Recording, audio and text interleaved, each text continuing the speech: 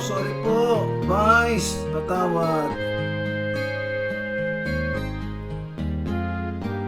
Hindi ko na sana tinanggap pa ang alok nilang pera, at di na rin sana nasinaw pa sa bigay nilang ayuda.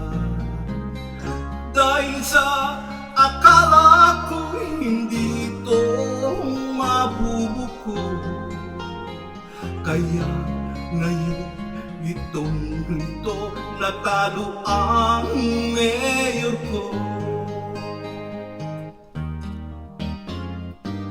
Kaya ngayon gulong-gulo ang puso ko't isipan, araw-gabi ay nangangamba at ako'y nababalisa.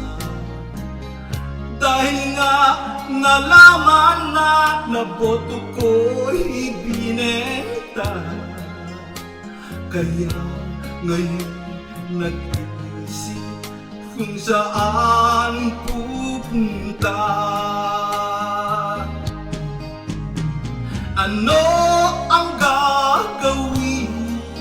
Subsidy tanggal sa akin, pati ang nanay ko'y galit na sa akin.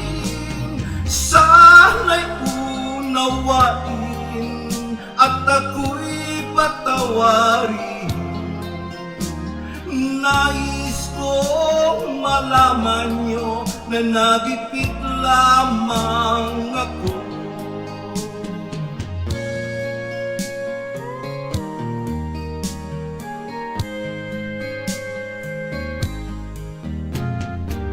Hindi ko na sana tinanggap pa ang alok nilang pera, at di na rin sana nasinaw pa sa bigay nilang ayuda.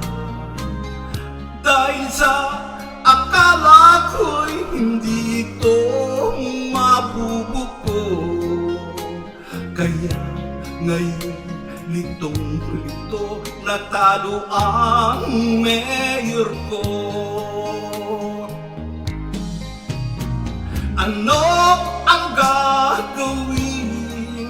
Subsidy tanggal sa akin, pati ang nanay ko'y galit na sa akin. Sana'y unawain at ako'y patawarin.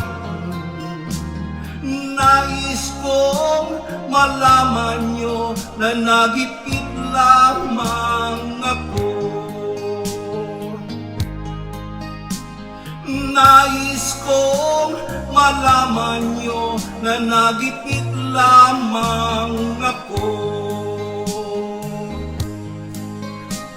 Nais kong malaman nyo na nagsisisi ako.